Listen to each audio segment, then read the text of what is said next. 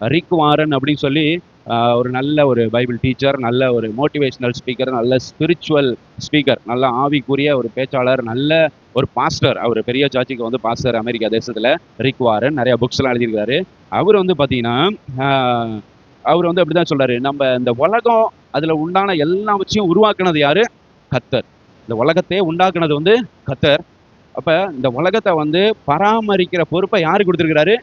அவருடைய பிள்ளைகளாகிய நமக்கு கொடுத்துருக்கிறார். இப்போ ஆரம்பத்தில் ஆண்டவர் வந்து இந்த உலகத்தை வந்து படைச்சப்போ பாருங்க, எல்லாமே நீட்டாக இருந்திருக்கும். அப்படிதானே? ஆண்டவர் படைத்த பொழுது இந்த உலகம் ரொம்ப சுத்தமாக இருந்திருக்கும். எல்லாம் இருக்க வேண்டிய இடத்துல அழகாக எல்லாமே இருந்திருக்கும். ஆதாம் ஏவாளை கொண்டு வைக்கிறார், நீ இந்த உலகத்தை இப்படியே என்ன பண்ணுங்க, மெயின்டைன் பண்ணு, இப்படி பார்த்துக்கோ அப்படின்னு சொல்லி என்ன பண்ணியிருப்பாரு ஆண்டவர்? மனுஷனை படைச்சு அவனுக்கு பொறுப்பை கொடுத்து வச்சிருந்தார். அதுக்கப்புறம் வந்து பார்த்தீங்கன்னா பாவம் உலகத்துக்குள்ள வந்து எல்லாமே மாறி போச்சு. திரும்ப ஆண்டவர் வரப்போகிறார் ஒரு நாள். வந்து இந்த பூமியை வந்து பார்க்கும்போது, எப்படி படைச்சு வச்சிருந்த பூமியை இப்படி ஆக்கி வச்சிருக்கானுங்களே அப்படின்னு ஆண்டவராகிய இயேசு கிறிஸ்து சொல்லக்கூடாது. சரிங்களா? அப்ப ஏதேன் தோட்டத்துல ஆண்டவர் படைத்தப்ப அந்த பூமி எவ்வளவு அழகா இருந்தது. அந்த மாதிரி ஆண்டவர் திரும்ப வந்து பார்க்கும்போதும் அழகா இருக்கணும். அது வந்து ஒவ்வொரு இண்டிவிஜுவலோட கருத்துல தான் இருக்குது.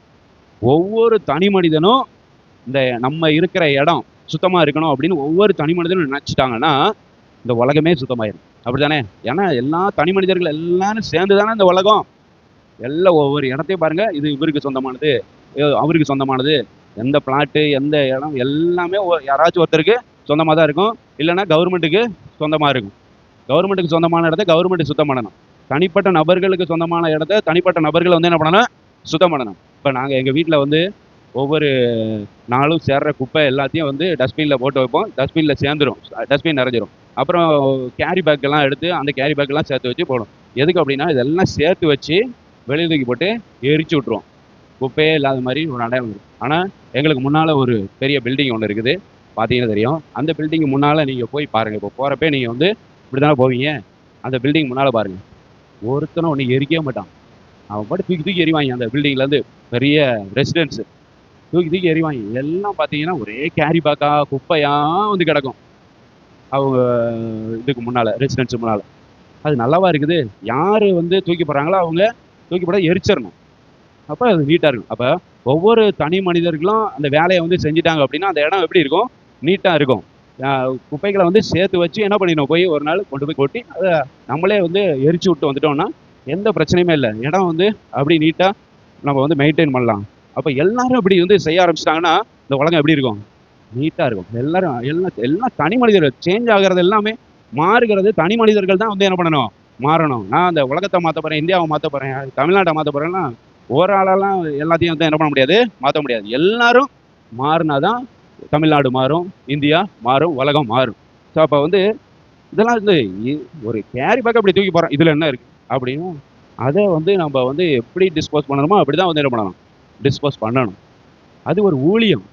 இந்த ஆண்டவர் வந்து இந்த பூமியை படைச்சி யார்கிட்ட கொடுத்துருக்கிறார்? மனிதர்கள்ட்ட கொடுத்துருக்கிறார். அல்லேலூயா. அப்போ நம்ம வந்து சுத்தம் பண்ணுகிறதும் ஒரு ஊழியம் தான். நீங்கள் தான் இதை பார்த்துக்கணும் அப்படின்னு சொல்லி ஒரு பொறுப்பை கொடுத்து தான் அவர் போயிருக்கிறார். அல்லேலூயா. அந்த பொறுப்பை நம்ம வந்து பொறுப்பாக பார்த்துக்கிறோமா? அந்த பொறுப்பை கரெக்டாக செய்கிறோமா?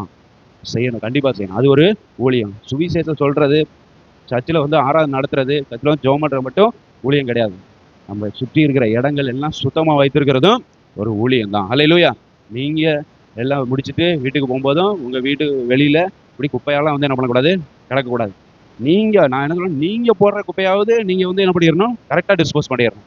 மற்றவங்க தூக்கி எறினாங்க ஒன்றும் பண்ண முடியாது. எங்கள் வீட்டில் அடுத்த சைடில் வந்து பார்த்தீங்கன்னா இன்னொரு வீட்டு சைடில் வந்து எங்கள் வீட்டு பின்னால் எல்லாம் எரிஞ்சிருப்பாங்க, குப்பையாக தான் கிடக்கு. நான் என்ன பண்ண முடியும்? என்னால் முடிஞ்சது நான் போடுற குப்பையை கரெக்டாக டிஸ்போஸ் பண்ணிடுவேன், கரெக்டாக எரிச்சு விட்ருவேன். ஆனால் மற்றவங்க அந்த எய்த்தாப்பில் வீட்டில் உள்ளவங்கெல்லாம் பின்னால் வந்து குப்பையாக இல்லை கேரி பேக்கெல்லாம் தூக்கி போட்டிருப்பாங்க. அது நான் என்ன பண்ணுறது? ஒன்றும் பண்ண முடியாது. அது அப்போ ஒவ்வொருத்தரும் தெரிஞ்சிட்டாங்கன்னா அந்த இடம் ரொம்ப நீட்டாக இருக்கும். அவங்களும் இதே எண்ணத்தோடு இருந்து சுத்தம் பண்ணிடணும், நம்ம போடுறத நம்ம சுத்தம் பண்ணிடணும்னு நினச்சாங்கன்னா அந்த இடம் எப்படி இருக்கும்? நீட்டாக இருக்கும்.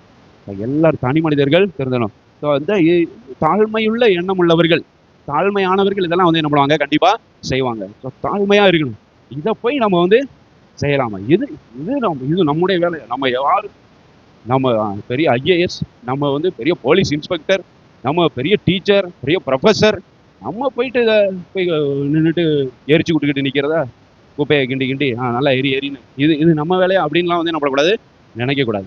தாழ்மை உள்ளவர்கள் அவங்க எவ்வளவு பெரிய பொசிஷன்ல இருந்தாலும் எல்லா வேலையும் என்ன பண்ணுவாங்க, செய்வாங்க. ஹalleluya. ஸோ மனமு வந்து செய்கிறது, இதெல்லாம் மனமு வந்து செய்யும். ஏன்னா நம்ம கர்த்தர் உருவாக்குன இந்த பூமி, ஹalleluya, நம்முடைய கர்த்தர் படைத்த இந்த பூமி, அந்த பூமியை பார்த்துக்கிறதுக்காக தான் நம்மளை இங்க வைத்திருக்கிறார்.